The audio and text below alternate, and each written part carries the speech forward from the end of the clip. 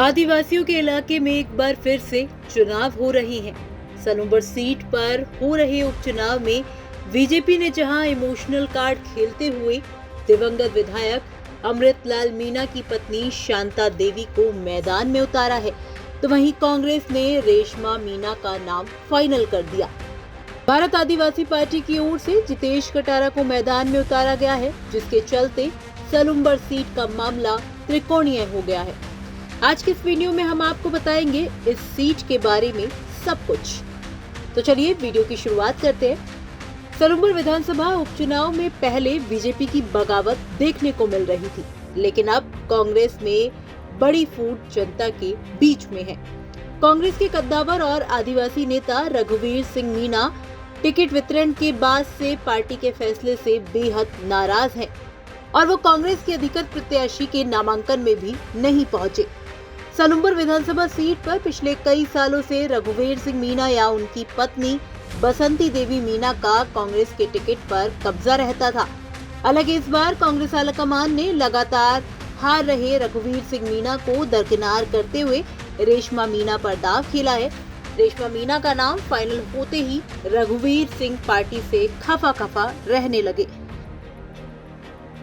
दरअसल रेशमा मीणा ने साल 2018 में कांग्रेस से बगावत करते हुए रघुवीर सिंह मीणा के सामने निर्दलीय चुनाव लड़ा था और रघुवीर सिंह ने अपनी हार का ठीकरा रेशमा मीणा के निर्दलीय चुनाव लड़ने पर फोड़ डाला। ऐसे में उन्होंने पार्टी आलाकमान से दोबारा विचार करने की मांग की थी कि पार्टी से बगावत करने वालों पर दांव नहीं खेला जाना चाहिए। रघुवीर मीणा की नाराजगी इतनी बढ़ चुकी है कि रेशमा मीणा की नामांकन रैली में भी वो नहीं पहुंचे।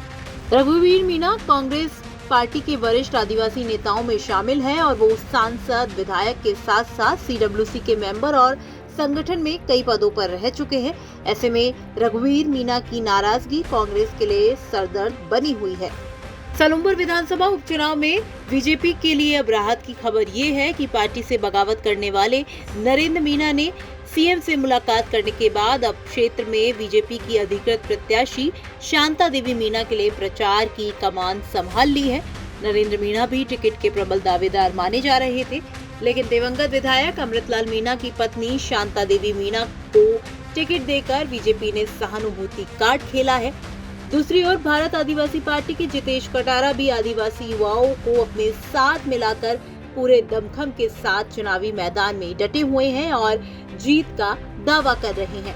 सलूंबर सीट के जातिगत समीकरण की बात करें तो यहाँ एसटी वर्ग निर्णायक भूमिका में रहता है, लेकिन इस बार ओबीसी वर्ग की भी निर्णायक भूमिका रहेगी। हालांकि जनरल का बड़ा वोट बैंक भी ये रुख बदल सकता है। इस सीट पर एसटी के 2,91,850 वोटर्स हैं। इस सीट पर नया जिला मिलने से समीकरण भी बदले हैं।